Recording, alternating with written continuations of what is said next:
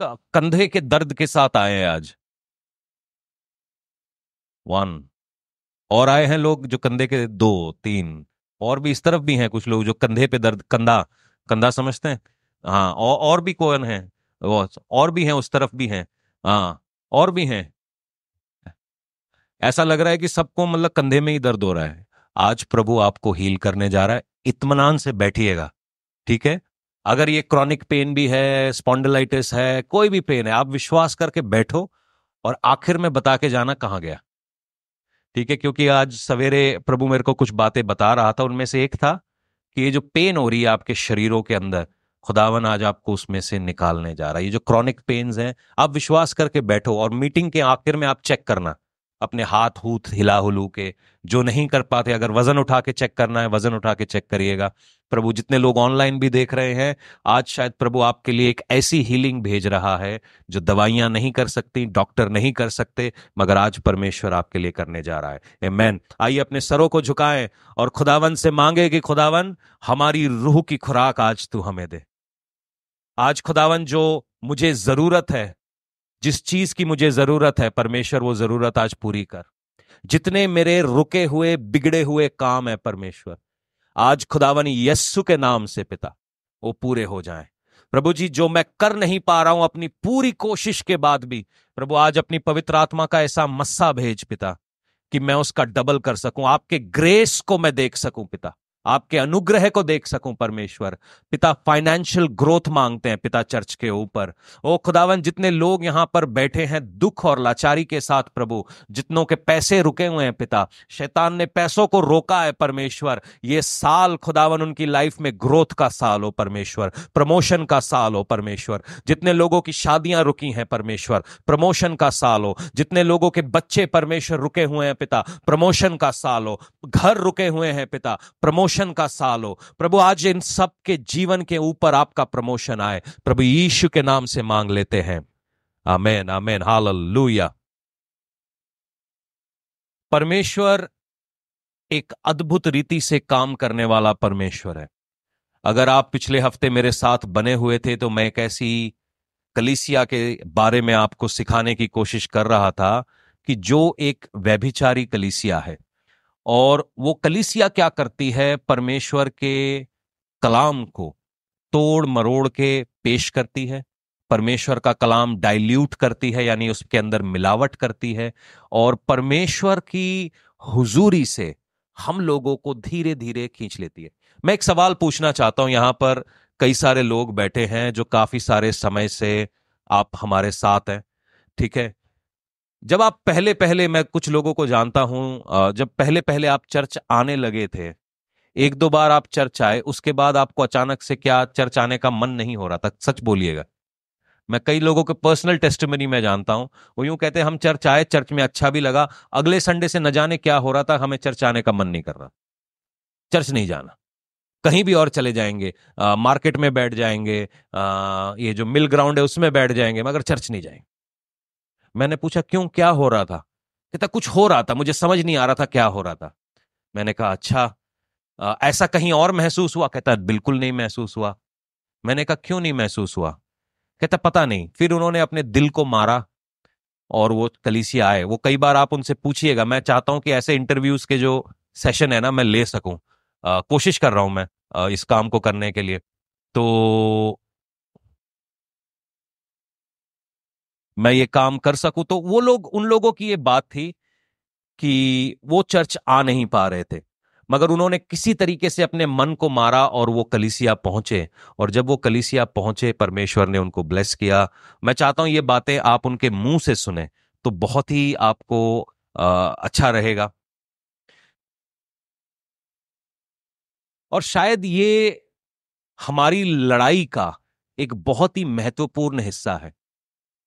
कई बार हम घंटों घंटों मूवीज देख लेते हैं। एक मूवी कम से कम 1.5 से 2 घंटे की होती है। हम 2-2 घंटे मूवी देख सकते हैं, क्रिकेट मैच देख सकते हैं, मगर कलीसिया आते ही आफत होती है, हम बैठ भी नहीं सकते। तो कुछ ऐसा है जो हमको चर्च में बैठने नहीं दे रहा, क्योंकि शैतान को मालूम है आप सच सुनेंगे, आपके जो स्पिरिचुअल आंख और कान है वो खुल जाएंगे, और आप चीजों को बहुत बेहतरी से आइडेंटिफाई कर पाओगे। और अगर आपने, शैतान का काम क्या है? वो छुपा हुआ है, वो अंधेरे का दूत है, वो अंधेरे में छुपा रहता है और छुप के हमला करता है, क्योंकि चोर आया चोरी करने, घात और हत्या करने। तो घात और हत्या ज्यादातर छुप के होती है। उसको आप एक्सपोज करने लग जाएं तो उसका जो सालों से चलने वाला जो पैटर्न है वो एक्सपोज हो जाता है। और फिर आदमी इंटेलिजेंट हो जाता है कि मेरे जीवन में ये हो रहा है, मैं ऐसे प्रेयर करूंगा और ऐसे निकल जाऊंगा। तो ये एक बात होती है और इससे शैतान बहुत घबराता है। फॉल्स चर्चेस के अंदर ये बात आप नहीं देखेंगे। कल रात को एक पास्टर जी हैं, बड़े सीनियर पास्टर जी हैं, उनके साथ मेरी बात चल रही थी कनाडा से। तो और वो कह रहे थे कि यार सच्चा कलाम कोई सुनना नहीं चाहता। मैं क्या पास्टर जी, आपकी सेवा को 60 साल हो गए, क्यों नहीं सुनना चाहता? कहते नहीं, क्योंकि कलाम की मिलावट ज्यादा खाना चाह रहे हैं आजकल लोग। मैंने कहा पास्टर जी, आप मेरे से बेहतर पहचानते हो इन बातों को, ऐसा क्यों हो रहा है? वो कहते हैं कि क्योंकि कलाम का जो झूठ है ना, जो मिलावट वाला झूठ है, वो ऐसे परोसा जा रहा है, इस तरीके से परोसा जा रहा है कि लोगों को सच्चा कलाम झूठा लगने लग गया। ये उनकी मेरी कल रात को ही बात हुई। और मैं आज ही सवेरे ये सोच रहा था कि प्रभु ऐसा क्यों होने दे रहा है? क्यों कलीसिया को तू सही बात को नहीं दिखाता? तो उसके लिए कुछ बातें हैं जो मैं आपको शायद शेयर करना चाहता हूं, आपको ये बातें समझ में आए। और मैं विश्वास करता हूं कि इस बातों से हम निकल जाएं, हमारे साथ जो हमारे रिश्तेदार हैं, नातेदार हैं, निकल जाएं। परमेश्वर ने सृष्टि को बनाया। आप जब उत्पत्ति 2 को पढ़ते हैं तो वहां पर आप देखते हैं कि परमेश्वर ने आदमी और औरत को बनाया। और छठे दिन आखिरी बात वो क्या करता है? वो सारी चीजों को देखता है और कहता है कि ये अच्छा है। और 7वें दिन वो रेस्ट करने लगता है। तो अगर आप परमेश्वर को जानना चाहते हैं तो इस बात को आप जानिए कि वो परमेश्वर भला परमेश्वर है। वो जो कुछ भी देता है, जो कुछ भी उसके अंदर से आती है, वो भलाई को उत्पन्न करती है। वो भला है, वो आशीष देने वाला प्रभु है, वो बरकत देने वाला प्रभु है। अगर आप अदन की वाटिका को देखेंगे, अदन की वाटिका स्वर्ग का सबसे क्लोजेस्ट एग्जाम्पल हो सकता है कि वहां पर आदमी को कुछ भी नहीं करना था, सब कुछ मुहैया था। ना बीमारी थी, ना मौत थी, ना डर था, कोई भी चीज नहीं थी। और यही शायद एक विश्वासी की रियलिटी होनी चाहिए कि यहोवा ईरे है, वो मुझे मुहैया करने वाला है। जो कुछ भी मेरी जरूरतें हैं, परमेश्वर उसको पूरा करने वाला है। ठीक है। जब आप परमेश्वर को देखते हैं, जैसा कलाम कहता है कि परमेश्वर एक आत्मा है, ही इज अ स्पिरिट। मगर जो कुछ भी उसने सृष्टि की, उसने स्पिरिट रेल्म से या आत्मिक लेवल से शारीरिक चीजों को सृष्टि की। ठीक है। मेरी बात को थोड़ा समझने की कोशिश करिएगा कि परमेश्वर एक आत्मा है और उस परमेश्वर जो आत्मा है उसने यूं कहा रोशनी हो जा, और रोशनी हो गई। मगर रोशनी जो है वो कहां से हुई? ना सूरज थे, ना चांद था, ना तारे थे, ना इलेक्ट्रिक बल्ब था, ना मोमबत्ती थी, ना आग थी। तो रोशनी हुई कैसे? तो उसने स्पिरिचुअल रेल्म से किसी चीज को पुकारा और वहां पर वो काम हो गया, क्योंकि परमेश्वर ने कहा वो होना ही है। तो इसीलिए परमेश्वर के वायदे में जो कुछ लिखा है आपके बारे में, वो भी होना ही है। कोई तो कहे होना है। आमेन। इधर वाले सारे सुत्ते पे हैं, कहे होना है। जो कुछ मेरे बारे में लिखा है, ओके। तो परमेश्वर ने आत्मिक लेवल से एक शारीरिक चीज की सृष्टि की।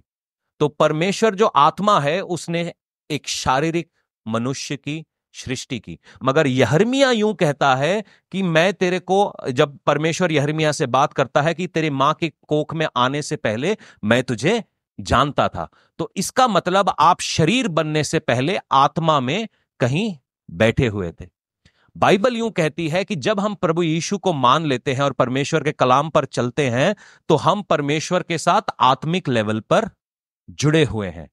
रहे हम शरीर में रहे हैं, मेरी बात समझिएगा, मगर हम आत्मा और सच्चाई से उस परमेश्वर को टच कर सकते हैं। आप यहां बैठे बैठे उस आत्मिक प्रभु को एक्सपीरियंस कर सकते हैं। ठीक है। ये मैं थोड़ा सा फाउंडेशन ले कर रहा हूं जिससे शायद आप आज मेरी बात को समझ पाए। आप एक आत्मिक व्यक्ति हैं। बोलो, मैं एक आत्मिक व्यक्ति हूं। और जब आप आत्मिक व्यक्ति अपने पिता को टच करना चाहता है, अपने पिता को छूना चाहता है, आप शरीर में रह के उस आत्मिक लेवल को टच कर सकते हैं। इस बात को आप बहुत ध्यान से समझिएगा, ठीक है। अदन की वाटिका में जब हम उसके तीसरे चैप्टर में जाते हैं, उत्पत्ति 3 में जाते हैं, तो वहां पर हव्वा और आदम से गड़बड़ी हुई।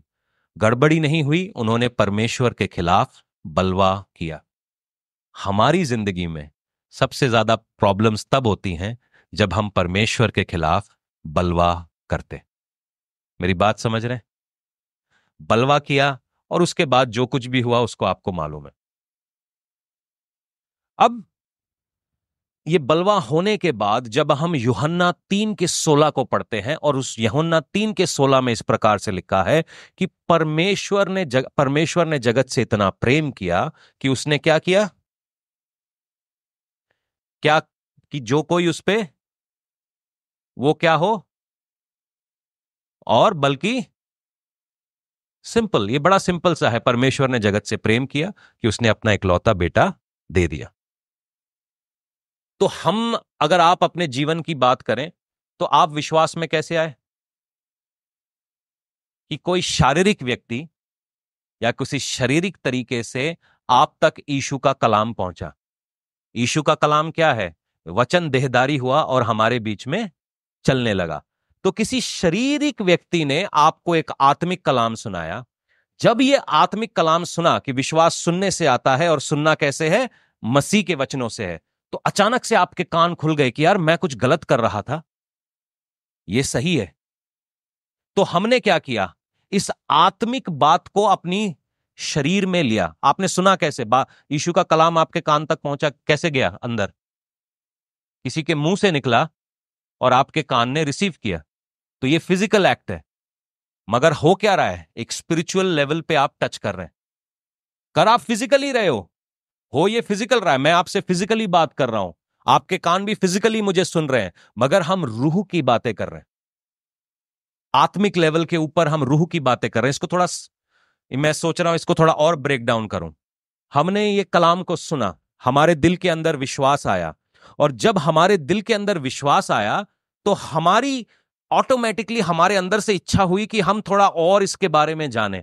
हम इसके पीछे जानने लग गए, पवित्र आत्मा पाया, और पवित्र आत्मा हमको परमेश्वर के पीछे पीछे लेकर चलने लगा। जब आत्मा आपकी जागृत हुई, अगर मैं इसको हिंदी में कहता हूं आत्मा जागी, तो आप शरीर में यीशु मसीह को फॉलो करने लग गए। मगर जब तक आपने कलाम नहीं सुना था या यीशु को नहीं जानते थे, तो शरीर में हम किसकी बातें फॉलो कर रहे थे? शैतान की। देखिए फर्क, देखिएगा। विश्वास सुनने से आता है, और सुनना कैसे है? मसीह के वचनों से। जब हमने प्रभु यीशु के कलाम को सुना, आत्मिक रीति से जागृति हुई, हम प्रभु यीशु के पीछे चलने लगे, हमने तौबा किया, पानी का बपतिस्मा लिया। शरीर में क्या बदला? जितने लोगों ने 30 साल में बपतिस्मा लिया, क्या कोई 16 का हो गया?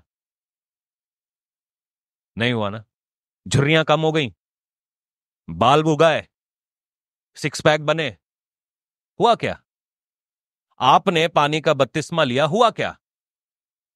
कुछ एक चीज हुई आत्मिक लेवल में। बाइबल बताती है जब कोई व्यक्ति पापों से तौबा करता है और फिरता है, स्वर्ग में आनंद होने लगता है। क्यों? क्योंकि बेटा घर लौटा है। आपने कुछ फिजिकली किया, उसका असर स्पिरिचुअली हुआ। मेरी बात समझ रहे हैं? तो हमने आत्मिक पिता को जब हमने टच किया, हमने शरीर का इस्तेमाल किया कि हम उनकी आराधना कर सकें, हम उनकी इबादत कर सकें, उनके पीछे चल सकें। तो यह है हमारे फिजिकल और स्पिरिचुअल का जी के बीच में रिश्ता। हम जब फिजिकली कुछ उल्टे काम करते हैं, जब हम अपनी आंखों को, अपने कानों को, अपने जबानों को जब परमेश्वर के विरोध में इस्तेमाल करने लगते हैं, तो आत्मिक लेवल में भी कुछ होने लगता है। मेरी बात को समझ रहे हैं? मेरी बात क्लियर है? इसलिए थोड़ा सा सोचिएगा, कुछ भी बोलने से पहले, कुछ भी करने से पहले 1 सेकंड के लिए सोचिएगा जरूर, क्योंकि प्रभु आपको बरकत देना चाहता है, बिकॉज वो अच्छा पिता है। कोई भी पिता अपने बाप को मछली मांगने पर सांप नहीं देगा। रोटी मांगने पर पत्थर नहीं देगा। तो परमेश्वर ऐसा कैसे कर सकता है? मगर शायद कहीं हमारे अप्रोच में तो गलती नहीं हो रही है। मेरी बात समझ रहे हैं? ओके। अ,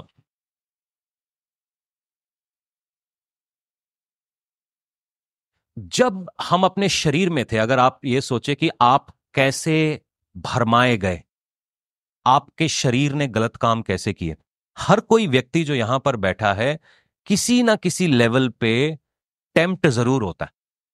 उसके जीवन में कोई ना कोई लालच जरूर है।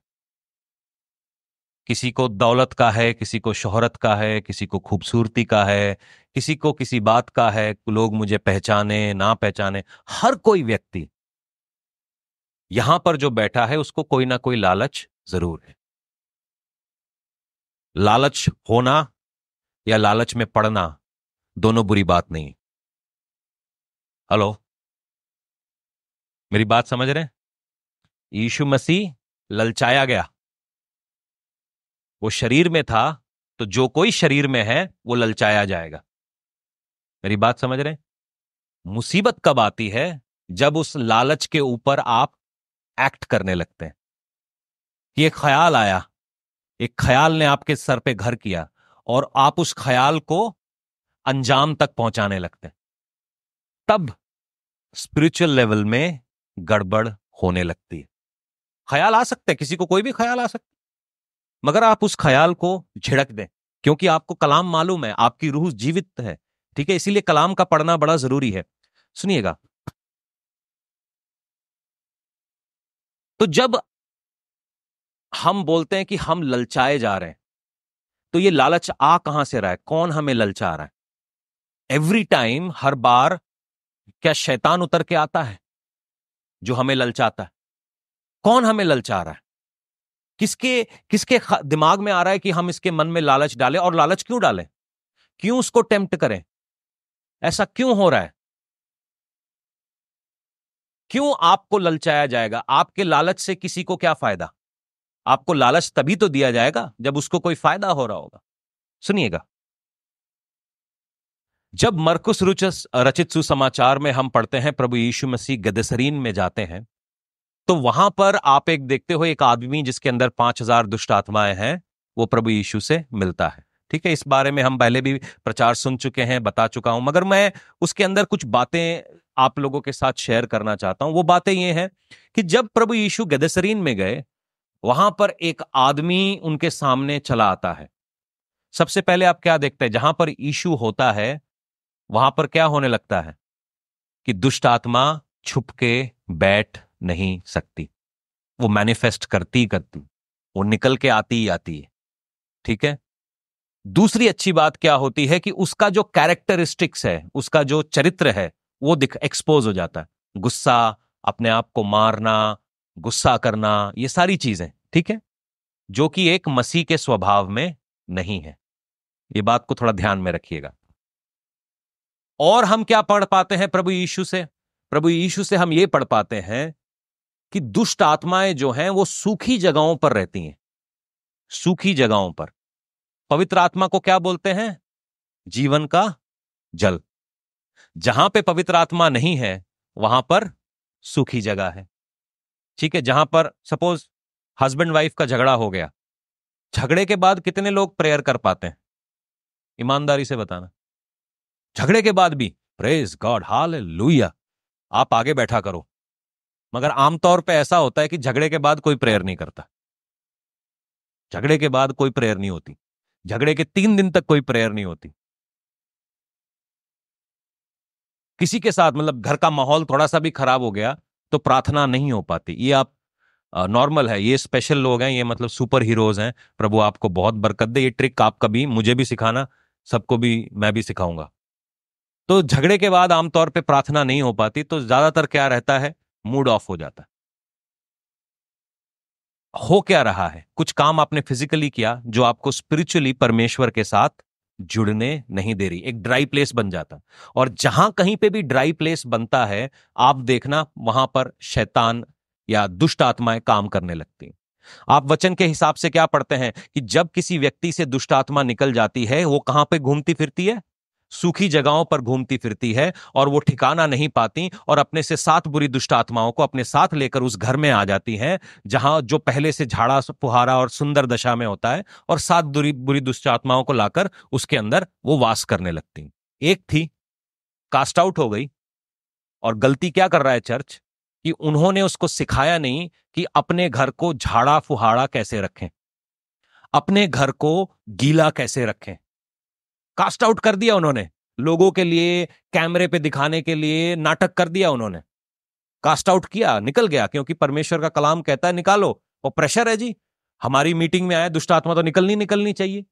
मगर हमने उनको यह नहीं सिखाया कि अपने घर को झाड़ा फुहाड़ा, सुंदर और गीला कैसे रखें। मेरी बात समझ रहे? और यही बहुत बड़ी एक मिस्टेक है, क्योंकि हमने उनको डिसाइपल और डिसिप्लिन नहीं किया। तो दुष्ट आत्मा क्या है? सूखी जगहों पर घूमती है ना, सूखी जगहों पर घूमती है। वो उड़ती नहीं है, प्रकट नहीं होती, वो चलती फिरती हैं। वचन क्या कहता है? वो चलती फिरती हैं, चल के आती हैं।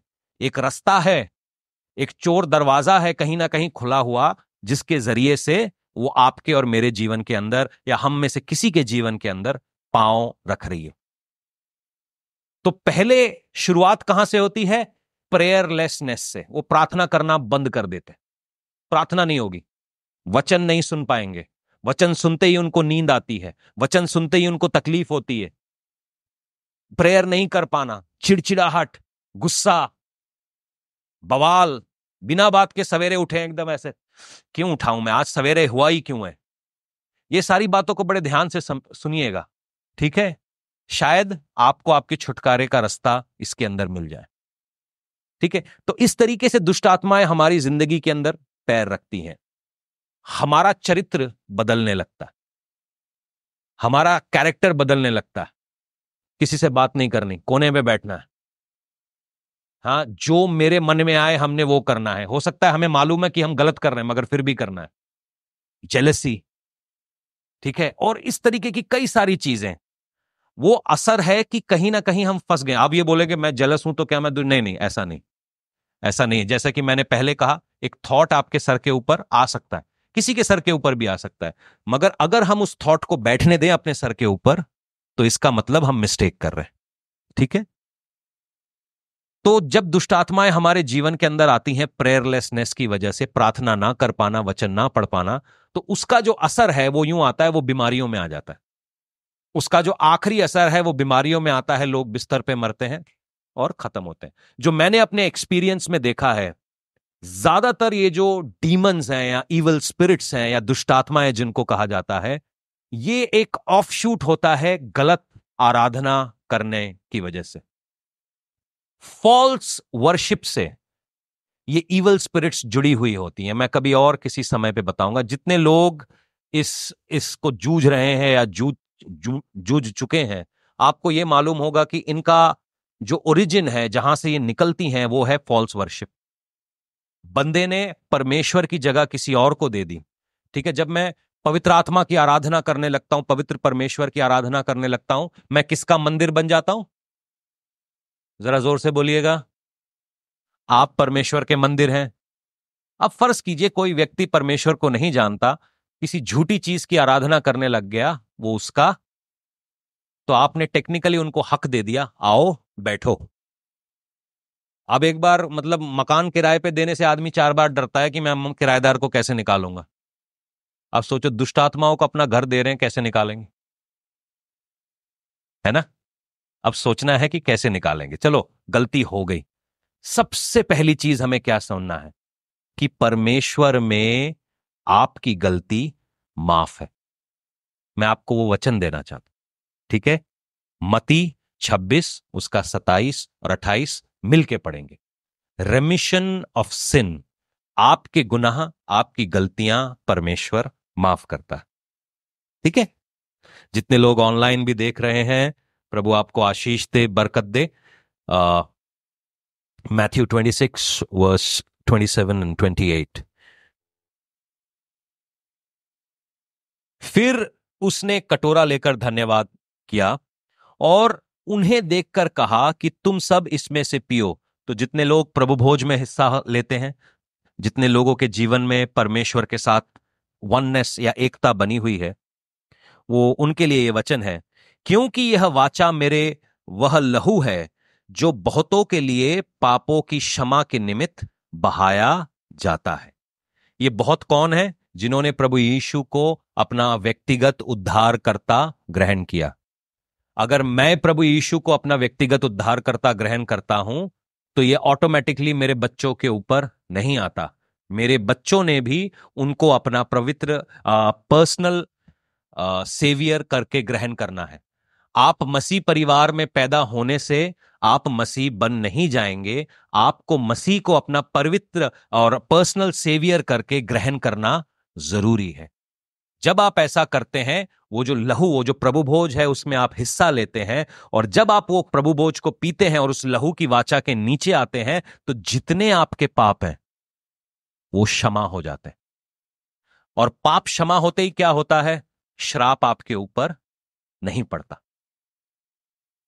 पाप जो है श्राप को पैदा करता है। जैसे ही हम प्रभु की वाचा के नीचे आते हैं, हम श्राप से बच जाते हैं। मेरी बात समझ रहे हैं? जितनों ने आज तक प्रभु को ग्रहण नहीं किया है, प्लीज आज ग्रहण करें, ठीक है?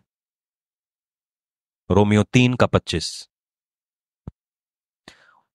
उसे परमेश्वर ने उसके लहू के कारण ऐसा प्रायश्चित ठहराया जो विश्वास करने से कार्य करती है, कि जो पाप पहले किए गए थे और जिन पर परमेश्वर ने अपनी सहनशीलता के कारण ध्यान नहीं दिया। सो प्रभु यीशु का लहू हमारे लिए प्रायश्चित ठहरा है। जो लोग विश्वास करते हैं कि यीशु मेरे पापों के लिए सलीब पर गया, तो उनका प्रायश्चित उसने ऑलरेडी कर लिया, और परमेश्वर की नजर के सामने से वो सब कुछ मिटाया जा चुका है। मेरी बात क्लियर है आप सभी के सामने?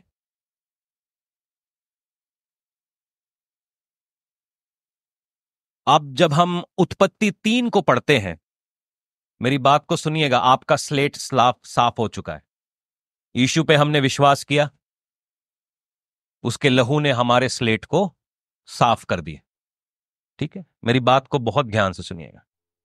अब अचानक से हमारे अंदर मैं जाग गया और मसीह मर गया। कई बार आप हमारे अंदर मैं जागती है ना, तो जब मैं जागता है और मसीह मरता है तो गड़बड़ होने लगती है।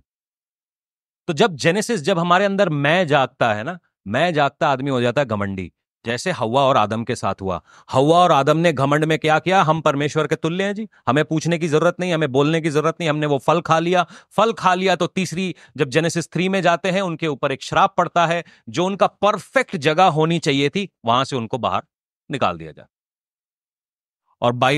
और मजेदार बात है कि उसके बाद जितने पैदा हुए, वो सब के सब बलवा करने वाले ही पैदा हुए, इनफैक्ट आज तक। तभी यूहन्ना 3 में प्रभु को आना पड़ा और कहना पड़ा कि जो कोई मुझ में विश्वास करे वो बलवे की आत्मा से निकल जाएगा। 26 का 2 खोलेंगे, ठीक है? जो भी विचक्राफ्ट होता है, जो भी जादू टोना होता है, जो भी चीजें होती हैं, वो काम कैसे करती हैं मैं आपको बता देता हूं। उसका जो बेसिक प्रिंसिपल है,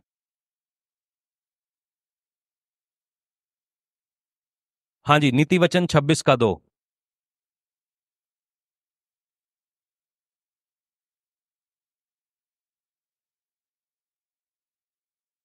वेरी ट्रू। वैसे ही व्यर्थ श्राप नहीं पड़ता। फर्ज कीजिए आप यीशु की वाचा के नीचे हैं, यीशु का लहू आपके ऊपर काम कर रहा है, आप हलीमी में चल रहे हैं, परमेश्वर की आत्मा में चल रहे हैं, वचन के अनुसार चल रहे हैं। कोई माइका लाल पूरी दुनिया में ऐसा नहीं है जो आपके सर से बाल निकाल दे। कितना बड़ा जादूगर हो, मेरी बात सुन लीजिए, कितना बड़ा तांत्रिक हो, अगर ये चीजें हैं, आत्मा में चल रहे हैं, वचन के पीछे चल रहे हैं, परमेश्वर की आवाज सुन रहे हैं, हमारे पाप मिटे हुए हैं। अगर हमारे पाप मिटे हुए हैं तो श्राप गिरेगा कैसे आपके ऊपर? सिंपल फंडा है, सिंपल। हमारी लाइफ में श्रापों के काम करने का तरीका ही ये है, यही काम करवाता है विचक्राफ्ट को हमारे ऊपर, यही यही सारी चीजें। कोई हमारी जिंदगी के ऐसे एरियाज होंगे जहां पे परमेश्वर की रोशनी अभी तक नहीं पहुंची। ठीक है, सुनते हैं। आपको क्या लगता है कि मैं एक दिन में पास्टर बन गया था? हाँ जी। बहुत परमेश्वर ने मेरे ऊपर काम किया और मैंने अपने ऊपर बहुत सारा काम किया। कभी मेरे स्कूल के मित्र अगर कोई भी मिल गए तो मैं उनको यहां पे बुलाना चाहता हूं, वो बताएंगे मेरी कहानियां आपको। कभी मेरे ऑफिस के दोस्त मुझे मिल गए तो वो आपको मेरी कहानियां बताएंगे, जिनके बारे में मुझे कतई घमंड नहीं है, मैं बहुत शर्मिंदा हूं उन बातों के बारे में। मगर मुझे अपने ऊपर काम करना पड़ा, और जब मैंने काम किया तो मेरा जीवन बदला। इसका एक प्रोसेस था। तो आप भी अगर आज आप किसी बात में फंसे हुए हैं तो परमेश्वर आपके ऊपर काम कर रहा है। एक दिन में हालात चेंज नहीं होते, एक दिन में मैं नहीं चेंज हुआ, आप नहीं चेंज।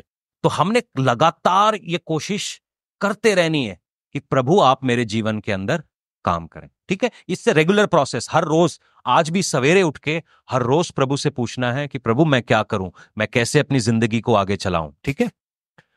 अ, सबसे पहली चीज, गलातियों 2:20। क्या आप प्रभु यीशु में बढ़ना चाहते हैं? आशीषित होना चाहते हैं? फाइनेंशियल ब्लेसिंग चाहिए? परिवार चाहिए? जो मंगा समझो मिल गया ऐसा वाला अधिकार चाहिए? हाँ। सबको यस। गेम अब स्टार्ट होगी। गलेशियंस 2:20, गलातियों 2:20।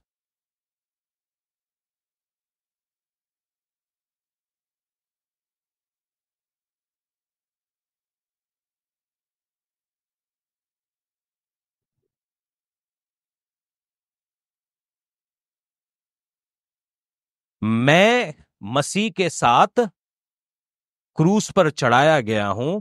जब मैं जीवित ना रहा, पर मसीह मुझ में जीवित है, और मैं शरीर में अब तो जीवित हूं, केवल विश्वास से जीवित हूं, तो परमेश्वर का पुत्र है जिसने मुझसे प्रेम किया और मेरे लिए अपने आप को दे दिया। इन शॉर्ट अगर मैं ये कहूं कि पौलुस यूं कह रहा है, मैं शरीर में जीवित तो हूं मगर मैं मर भी चुका हूं। तो इसका मतलब जो मेरा शरीर है वो क्रूस पर चढ़ाया जा चुका है। आप में से कुछ लोगों को यह बात समझ में आनी थोड़ी मुश्किल है, इसीलिए मैं इसको और तोड़ देता हूं कि साहब, यीशु ने कहा तो मैं अनंत जीवन दूंगा, आप तो मुझे बोल रहे हो क्रूस पर चढ़ो हर सवेरे उठ के। यह कैसी बात है? मैं आज आपको उसका रास्ता बता दूंगा। ठीक है। गलेशियंस 5:24, गलातियों 5:24। क्रूस पर चढ़ाना क्या होता है मैं आपको बताता हूं। कितने लोग क्रूस पे चढ़ने को तैयार हैं?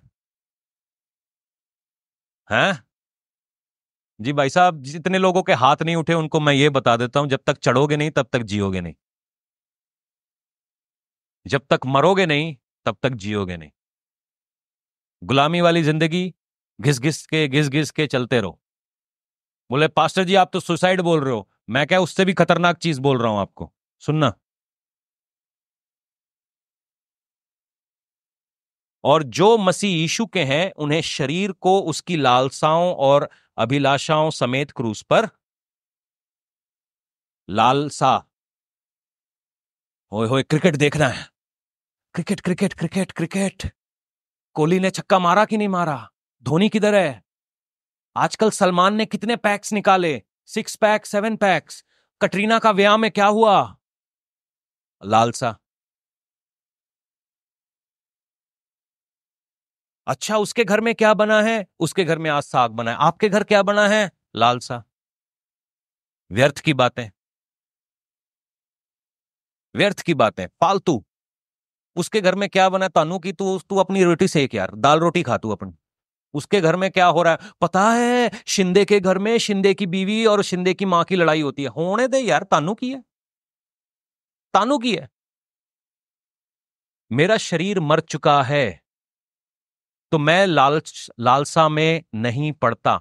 जितने लोग नशे में जाते हैं, नशा क्या है? नशा एक लालच है। मेरी बात को सुनिएगा, नशा एक लालच है।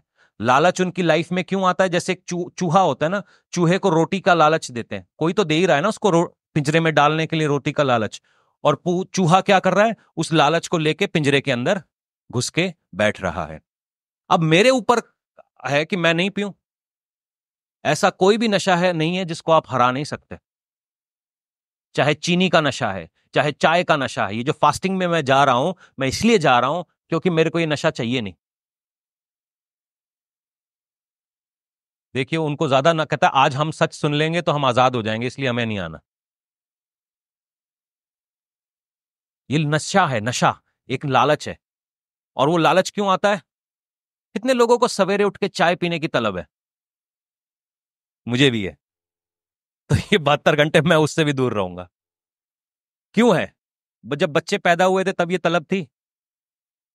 हाँ, जब हम एक बच्चे थे, जब परमेश्वर ने हमें पाप रहित पैदा किया था, अपने स्वरूप में बनाया था, क्या तब ये लालसा थी आपके अंदर? नहीं थी ना। तो ये कैसे आई? हमने ये डेवलप की।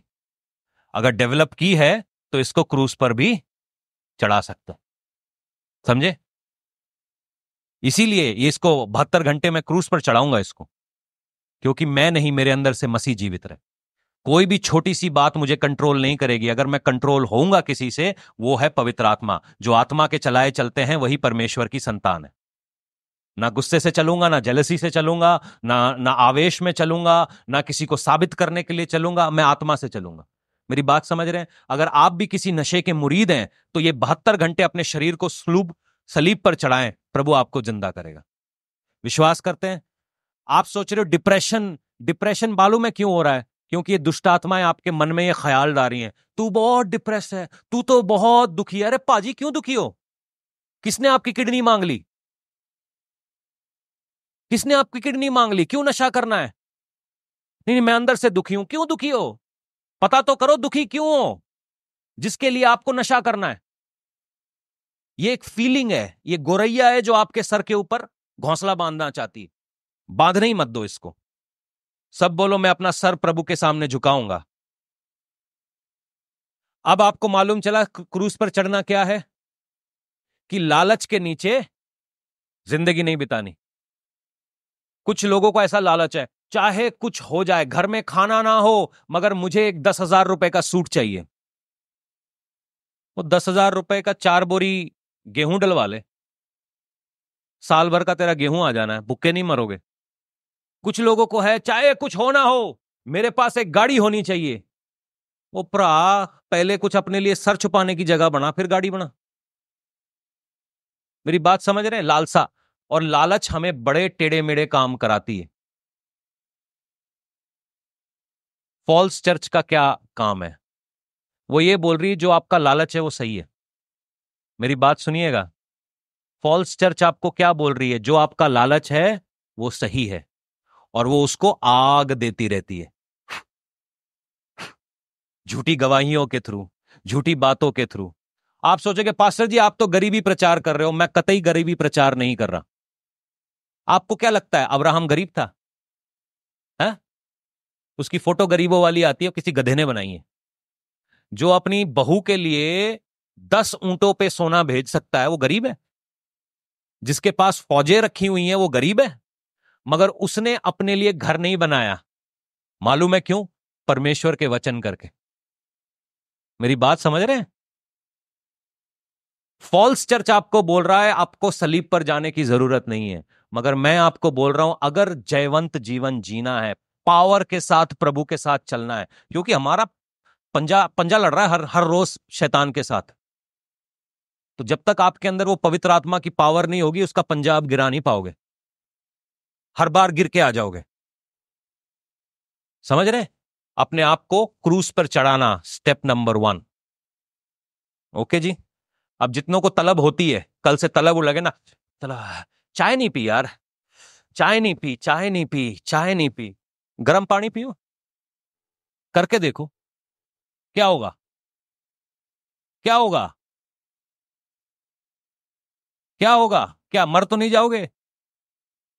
इसको अपने आप को सलीब पर चढ़ाओ। सुनिएगा,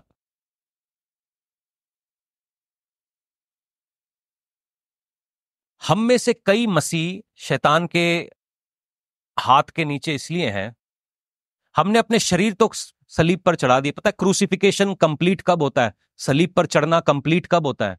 जब आप लाश को, प्रभु यीशु का क्रूसिफिकेशन कंप्लीट कब हुआ? यशायाह ने भविष्यवाणी दी कि वो धनी व्यक्ति का संगी होगा।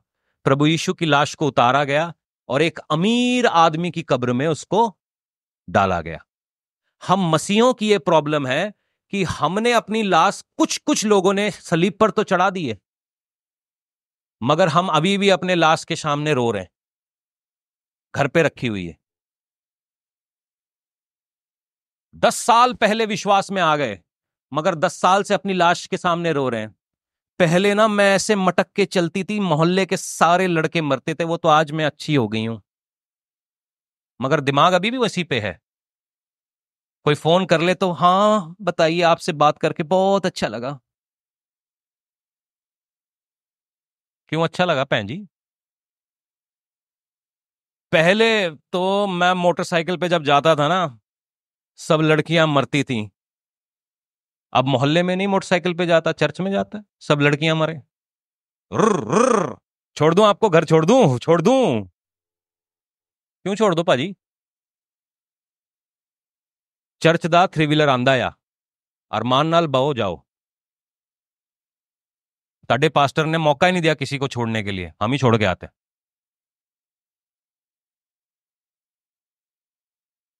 मर गए हैं 10 साल पहले से, हम विश्वास में हैं, मगर लाश अभी भी घर में रखी हुई है, अभी भी रोज रोते हैं। मैं कितना पहले पहले मैं कितना स्मार्ट था, पहले मैं कितना इंटेलिजेंट था, अगर तू 10 साल पहले मिलता ना, मैं तेरा मुंह नोच लेता। तो इसका मतलब लाश अभी भी वहीं रखी हुई है। और उस पे अब फर्ज करिए कि आपने एक लाश जिसको शाम को गाड़ देना था, आप अभी भी रख के बैठे हैं, तो उस लाश में क्या होगा? है, बदबू आएगी, कीड़े पड़ने लगेंगे, चील गिद्ध आजू बाजू मंडराएंगे। ये क्या है? ये डीमंस हैं, जिनको बहुत पहले आपने दफना देना था, मगर आज भी आप उनके ऊपर शोक मना रहे हो कि मसीह में आने से पहले मैं ऐसे ऐसे लोगों को जवाब देता था, अब तो थोड़ा सा ताला लगाना पड़ेगा। तो आप मरे नहीं हैं, अभी भी अपने लाश के ऊपर शोक मना रहे हैं। तो जितनों को मेरी बात समझ में आ गई और आप अपने पिछले जीवन को देख के बहुत एक्साइटेड हो रहे हो कि हमने बतान, तो आज से वो एक्साइटमेंट बंद करो और उस लाश को बढ़िया तरीके से दफना दो। बोलो गल पल्ले पड़ गई। चीयर्स। आप सारे एक ही जगह पर हैं। इफिसियों 2 का 2 हम खोलते हैं और मैं आपको कुछ बातें बता देना चाहता हूं, जिसके लिए पास्टर जी के पास प्रेयर करवाने मत आना। बोलो, इफिसियों 2 के 2 में कुछ बातें लिखी हैं, उसी के लिए हम पास्टर जी से प्रेयर नहीं करवाएंगे। समझ में आई? ओके। जिनमें तुम पहले इस संसार की रीति पर और आकाश के अधिकार के हाकिम अर्थात उस आत्मा के अनुसार चलते थे, जो अब भी आज्ञा ना मानने वालों में काम करता है। किसके अंदर? आज्ञा ना मानने वालों के ऊपर क्या काम करता है? आज्ञा ना मानने वालों पर क्या काम करता है? जब आ, आदम और हव्वा ने परमेश्वर की आज्ञा ना मानी, उसके ऊपर क्या काम किया? पाजी उसके ऊपर क्या काम किया? आदम और हव्वा ने जब आज्ञा नहीं मानी तो उसके ऊपर क्या काम हुआ?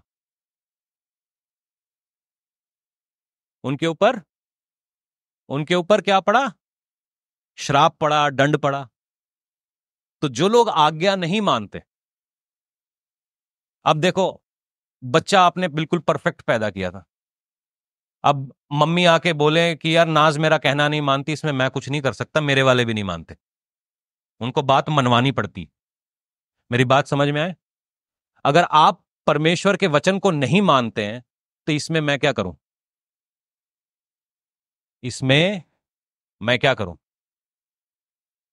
अगर आप परमेश्वर के वचन को मानेंगे, परमेश्वर के पीछे चलेंगे, और क्योंकि क्योंकि बाय डिफॉल्ट हम अनाज्ञाकारी हैं, फर्ज करिए, मैं आपको एक बार एक सिचुएशन देता हूं कि फल खाने से पहले अगर आदम और हव्वा के बच्चे हो गए होते तो वो परफेक्ट होते, मगर शैतान ने उनको उसी समय, जैसा सिस्टर बोल रही है ना, ब्लेस होने नहीं दिया। हमारे दिमाग में चलता है कि किसी के लिए ब्लेस करो। ब्लेस करने का मतलब ये नहीं कि उसको गिफ्ट दिया, पैसे दिए, नहीं। बरकतें, मेरे हिस्से की बरकतें मैं उसको देना चाहता हूं। ये मेरे दिमाग में चल रहा था, तभी उनके अंदर कोई कीड़ा उछलता है, झुम्मन कीड़ा, सीधा चलते चलते समरसॉल्ट मारता हो, उनके अंदर ये वाली आत्मा काम करने लगती। हमारी जरूरत होगी पास्टर को, नहीं है पाजी, मैं कल्ला चला लेना। सीधी गल है, मेरे को किसी दी लोड़ नहीं है, मेरे को उसकी लोड़ है। सीधी सीधी गल है। और तानू भी ऐसा ही होना चाहिए, आपको खाली उसकी लोड़ है, बाकी सब आपके लिए हो जाएगा। मेरी बात समझ रहे हैं इस बात को? तो ये जो आत्मा है, अन आज्ञाकारिता की आत्मा, उसका इलाज मेरे पास नहीं है। पास्टर जी प्रेयर करो कि मैं ना वचन पे चलने लगूं। मैं आपको वचन सुना सकता हूं, चलना, मानना। मेरे पास कोई रिमोट कंट्रोल का बटन नहीं है। परमेश्वर ने ऐसा बटन बनाया नहीं। अगर बनाया होता तो आदम हव्वा के अंदर डालते। अगर बनाया होता तो अब्राहम के अंदर डालता। वो हाजरा से शादी करने से पहले वो बटन दबाता, मत कर मत कर मत कर। दाऊद के अंदर डालता। उसने नहीं बनाया। मैं क्या कर सकता हूं जी? मेरे पास भी ये बटन नहीं है। ये बटन आपके हाथ में। बोलो, ये रिमोट कंट्रोल? तो रिमोट कंट्रोल नहीं, सेल्फ कंट्रोल है। रिमोट कंट्रोल नहीं, सेल्फ कंट्रोल है। बोलो हालेलुया। आधे सोते पे हैं, की गल की है, समझ नहीं लग रही ताडनू? कहते आप मेरे लिए नहीं है, पड़ोसियों के लिए। मैं वधी चंगी हां। ठीक है जी। सबसे पहला काम, अगर आप दुष्ट आत्मा से छूटना चाहते हैं, कौन कौन आजाद होना चाहता है पूरी रीति से? आमेन, प्रेज गॉड। जो डिलीवरेंस है, हर रोज का काम है। ठीक है, ये सेवकाई मैं काफी समय से कर रहा हूं और मैं जानता हूं, हर रोज हर लेवल पे आपको नया डेविल मिलेगा। मेरी बात समझ रहे हैं? जितना आपका लेवल बढ़ता रहेगा उतनी आपके चैलेंजेस बढ़ेंगे, मगर उतना ही परमेश्वर का ग्रेस भी बढ़ेगा, उतना ही परमेश्वर की ताकत भी बढ़ेगी। वो आपको अकेला नहीं छोड़ेगा। ठीक है, कुछ प्रिंसिपल्स हैं जिसको हमको मानता चलना है। सबसे पहले कन्फेशन, अपने पापों का अंगीकार। याकूब 5:16। आज तक कभी हमने परमेश्वर के सामने नहीं मांगा, यार मैं गलती हो गई मुझसे, बंदियां दी तो छड़ी दो। याकूब 5:16। इसीलिए क्या कहते हैं? इसीलिए तुम आपस में एक दूसरे के सामने अपने अपने पापों को और एक दूसरे के लिए क्या करो, जिससे चंगे हो जाओ का मतलब पापों से है। मैं तो सोचता था पापा जी गिली गिली छू करेंगे चंगे हो जाएंगे। की है। हाँ जी, अनॉइंटिंग रुमाल रखते ही चंगे हो गए। प्रा बाइबल चुक्को कदी पढ़ो, उठाओ। क्या लिखा है? दोबारा पढ़ो, दोबारा पढ़ो। इसीलिए तुम आपस में एक दूसरे के सामने अपने अपने पापों को मान लो और एक दूसरे के लिए प्रार्थना करो, जिससे तुम चंगे हो जाओ। धर्मी जन की प्रार्थना के प्रभाव से बहुत कुछ। किसकी प्रार्थना से? धर्मी कौन है? अब हम पाप किसके साथ शेयर करेंगे? इधर आ। पापी पापी भाई भाई, सुन, मेरी एक गल दसा। ओ मैं ना, मेरा जो चक्कर है ना, तेरी भाभी दे नाल भी है, और तेरी वो जो जेड़ी गली है ना, वो छठी गली में रहती है, 5 नंबर गली में, ओदे नाल भी है। ठीक है, अब तू भी अपनी गल दस दे। हाँ, इसकी भी 4-5 गल्ला। मैं तू जुआ खेलता? कोई गल नहीं, गल नहीं, कोई भरा आपा। होर अच्छा, ओ कोई नहीं। चलो, हमने एक दूसरे के सामने पाप बोल दिए, अब हमें चंगा हो जाना चाहिए। मैंने ढूंढ के निकाला पापी बंदा कि जो मुझसे ज्यादा गड्ढे में हो, जिसने इतने कांड किए हो जो मेरे कांड उसके सामने लगे ही नहीं कुछ भी। मैंने उसके साथ कन्फेशन कर दी, हो जो प्रभु ठीक करो प्रभु। ना जी ना। धर्मी बंदा लबना है, धर्मी। क्योंकि धर्मी को लबोगे पहले पूछेगा, हाँ जी इधर आ, किया क्यों तूने, पता नहीं था तुझे, मना किया था ना वहां जाने के लिए, क्यों गया। वहां तक तो पहुंचती नहीं बात, वहां तक तो पहुंचती नहीं बात। कन्फेशन। हाँ जी, ये मैंने लिखी है बाइबल कि आपने लिखी है? परमेश्वर का वचन है। अगर आप फ्री रहना चाहते हैं तो आप इसके थ्रू चलेंगे। ऐसे आदमी को ढूंढो जो आपकी इज्जत पब्लिकली ना उछाले। धर्मी को ढूंढो जिसका जीवन आपको पता है, जिसकी प्रेयर लाइफ आपको पता है, जिसकी वर्ड लाइफ आपको पता है।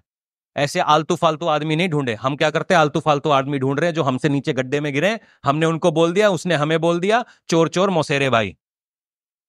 इससे किसी को कोई फायदा नहीं हो रहा। हमारी सिचुएशन वैसी की वैसी ही रहेगी। कन्फेस, प्रभु मुझसे ये गलतियां हुई हैं, प्रभु मैं क्या करूं, मैं अनजान था, मुझे नहीं मालूम था, मैं आपको नहीं जानता था, आप मुझे रास्ता बताओ।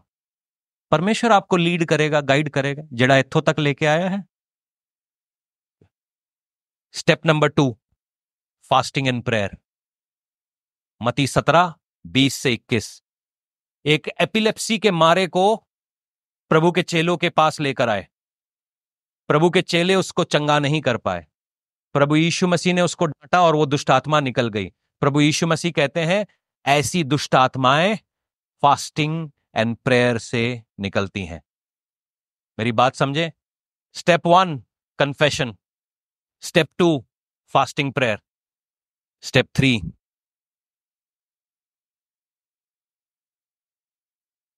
Self control. नीति वचन 16:32। क्या करना है? रिमोट कंट्रोल या सेल्फ कंट्रोल? हाँ जी, मैं जितनी बहनें यहां बैठी हैं जिनका ब्याह हो गया, आपको हस्बैंड सेल्फ कंट्रोल वाला चाहिए या रिमोट कंट्रोल वाला? हाँ जी। और दसो जी, आवाज नहीं आ रही ताड़ी। पाजी रिमोट कंट्रोल पास्टर जी है तो ताडे कोल दे दो। तो मेरी भी वोटी भी इत्थे बैठी है ना। ਇਹੋ ਜਿਹਾ रिमोट कंट्रोल बनया नहीं। तुम ही चीख सकते हो, चिल्ला सकते हो, सर पटक सकते हो, रो सकते हो, जो मन में जितना सर्कस करना है कर लो। ये रिमोट कंट्रोल ताडे हाथ नहीं लगना। वो 2 दिन चुप बैठेगा, तीसरे दिन फिर उसने वही काम करना है जो उसने सोच रखी है। जिन्हें दे गल समझ आई बोलो हालेलुया। हाँ। तो इससे वधिया है ओहो वाला हस्बैंड ढूंढो जो सेल्फ कंट्रोल वाला हो। हैं?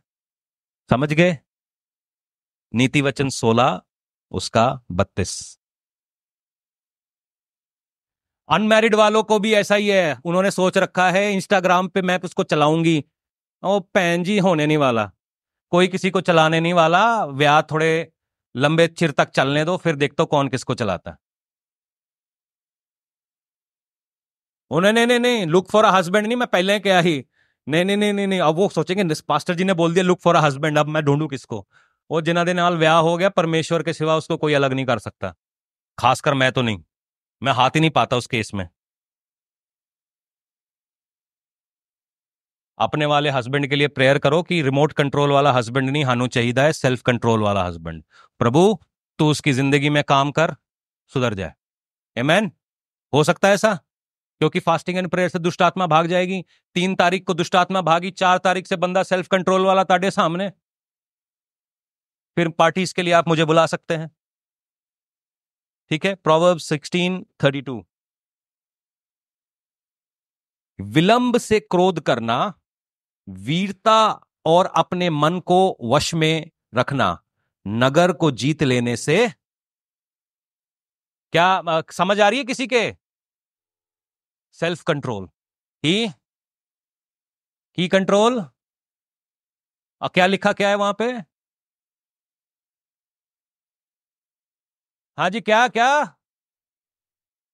क्या जी? जिड़ा क्रोध विच। हाँ, क्या है जी? धीमा है। प्रा वो क्रोध नहीं करते, वो काम करते हैं हम लोग। आप क्रोध करते करते रह जाओगे, हमारी हम बीच में से सुमड़ी में से निकल के काम करके आ जाते हैं अपना। आज उसके साथ नहीं बैठना। अजी नहीं गए, गए कहाँ थे, कहाँ गए थे, कहाँ गए नहीं थे, हम तो गए नहीं थे, मगर वहीं से होकर आ रहे हैं। जी हमारी भी प्रॉब्लम है। ठीक है जी। बर्तन नहीं पटकना। क्या नहीं पटकना? क्या नहीं पटकना? क्या नहीं पटकना? क्या नहीं पटकना? क्या नहीं पटकना चाहिए? क्या नहीं होना चाहिए? आज साइलेंट ट्रीटमेंट दूंगी। वो पूछ रहा है कैसी हो तुम? साइलेंट ट्रीटमेंट भी। थोड़े दिन पहले एक व्यक्ति का मैसेज आया, तो कहते जी मेरी वाइफ मुझसे बात ही नहीं करती, मैं घर जाता हूं वो बात ही नहीं करती। मैंने कहा पूछो तो सही, बात क्यों नहीं करती है? कहता है मैंने उनकी फेवरेट ड्रेस किसी को दे दी। मैंने कहा किसको दे दी? कहता अपनी मम्मी को। तो तब से उसने मेरे साथ बात नहीं की। तो विलंब से क्रोध करो। क्या करो जी? विलंब से क्रोध करो please. Self control. Self control ऐसा है कि आप अपने शहर को काबू रख सकते हैं। जितने भाई मेरे बैठे हैं, हर कोई लड़की जो हंस के बात करे, जरूरी नहीं है कि वो आपकी होने वाली वाइफ है। हो सकता है वो दलाइला है जो तुम्हारे अभिषेक को निकालना चाहती है। समझ में आई? हर कोई व्यक्ति जो कहता है कि भाई मैं तेरा प्रावा, साथ जिएंगे साथ मरेंगे, जरूरी नहीं है कि वो तेरा भाई है। हो सकता है वो तुझे नीचे घसीट रहा है। सोच समझ के, सेल्फ कंट्रोल। ठीक है जी। चौथा स्टेप। कितने लोग अभी पहले तीन स्टेप्स आपको मालूम मालूम चले? सबसे पहला की है, की है, एक ही आवाज आ रही है, पहला की है अपनी गलती गुनाहों को मानना। किसके सामने? परमेश्वर। दूसरा, एक धर्मी प्रा या एक धर्मी बहन। ठीक है। दूसरी चीज फास्टिंग प्रेयर। तीसरी, तीसरी, चौथा माफी। चौथा क्या है? मती 6 का 14 खोलो। मती 6 का 14। ओ हो। अब मैंने ये दुखती रगों पे नस आज पांव रखने का पूरा ठेका मैंने ले रखा है। सुनिए जी, निकाल लिया जी। कलाम की कहंदा या। इसीलिए यदि तुम मनुष्य के अपराध क्षमा करोगे तो तुम्हारा स्वर्गीय पिता भी तुम्हें क्षमा करेगा, और यदि तुम मनुष्य के अपराध क्षमा, तो तुम्हारा पिता भी तुम्हारे।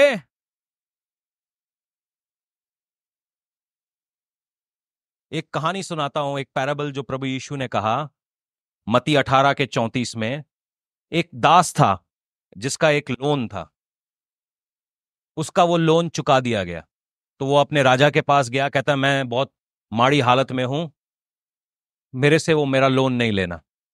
तो राजा ने बोला ठीक है जी, आपका लोन माफ। जिस दास का लोन माफ किया गया वो बाहर जाता है, और जिसको इसने 100 रुपए दिए थे वो उसके पीछे पड़ जाता है कि मेरे 100 रुपए वापस कर, मेरे 100 रुपए वापस कर। 10,000 का लोन माफ हुआ है मगर उससे 100 रुपए मांग रहा है। तो वो भी रो रहा है जिसने 100 रुपए लिए थे, मुझे मुझे क्षमा कर दो, मुझे क्षमा कर दो। मगर ये बंदा नहीं मानता, कठोर हो जाता है।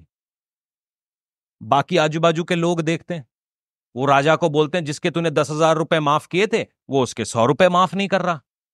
तो वचन क्या कहता है? राजा उनको टॉर्चर करने के लिए डाल देता है। राजा उनको टॉर्मेंट, ये जो अंग्रेजी का शब्द है वो टॉर्मेंट है। आप माफी नहीं देंगे, दुष्ट आत्मा आपका खैरा। सवाल आपका है पास्टर जी मैं अपनी सास को कैसे माफ करूं? आपको पता नहीं उसने मेरे साथ क्या किया है। मेरे अंकल को कैसे माफ करूं, मेरे पड़ोसी को कैसे माफ करूं, मेरे इसको कैसे माफ करूं, मेरे हस्बैंड को, मेरे बेटे को, मेरी बेटी को, मेरे भाई को, मेरे बहन को, मेरे मामा को, मेरे फूफा को कैसे माफ करूं? करो अगर आप छुटकारा चाहते हो तो, करो अगर आप आजादी चाहते हो तो करो, नहीं तो शैतान इस टॉर्मेंट का हिस्सा आपके जीवन के अंदर लेकर आएगा। वचन ऐसा कहता है, हमने भी अपने गुनहगारों को माफ करना है। माफ करेंगे, फ्रीडम में चलेंगे। उसको शराब को बैठने की जगह नहीं मिलेगी ना आपके ऊपर। अगर बैठने की जगह नहीं मिलेगी तो कैसे बैठेगा?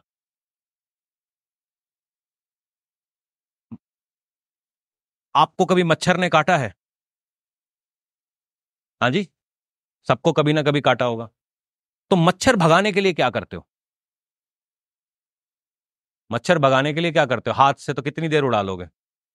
बताओ, मच्छर भगाने के लिए क्या करते हो? हाँ, पुराने जमाने में वो धुआं जलाया जाता था। धुआं, वो धुआं क्या है? प्रेयर। आप धुएं को कहां देखते हो? मिलाप वाले तंबू में धुएं को कहां देखते हो? परमेश्वर के मिडिल क्वार्टर में। धुआं मतलब प्रेयर, रेगुलर प्रेयर। और क्या देखते हो? तेल। आप अपने शरीर पे तेल लगा लो, मच्छर कभी नहीं बैठ सकता। वो तेल क्या है? परमेश्वर का अभिषेक। ये पांचवा स्टेप है। प्रार्थना में रहें और रोज बोले, प्रभु आप मुझे भर दीजिए। सिंपल, एकदम सिंपल फंडा है। प्रार्थना में रहिए और परमेश्वर को कहिए कि प्रभु आप मुझे।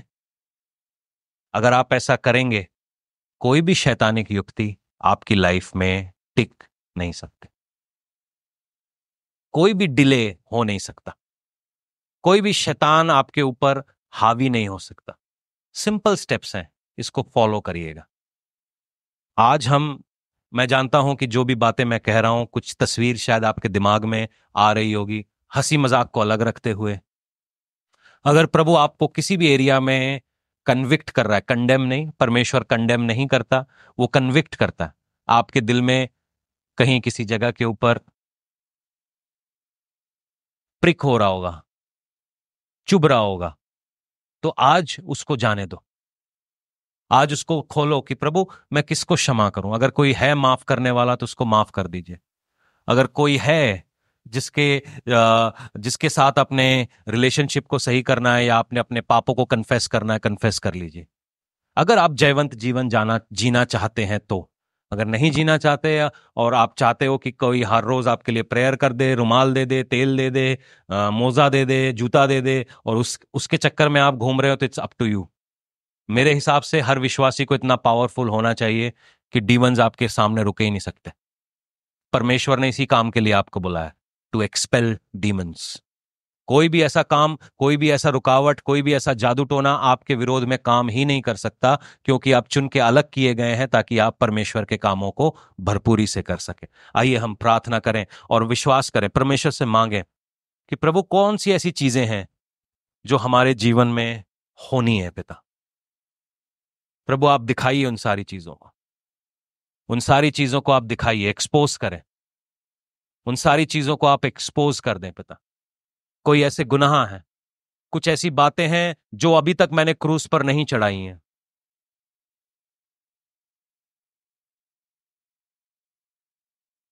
बहुत इंपॉर्टेंट चीज है, मालूम है बाइबल की, हम क्या है, अंग्रेजी का शब्द क्या कहता है, हम विश्वासी हैं।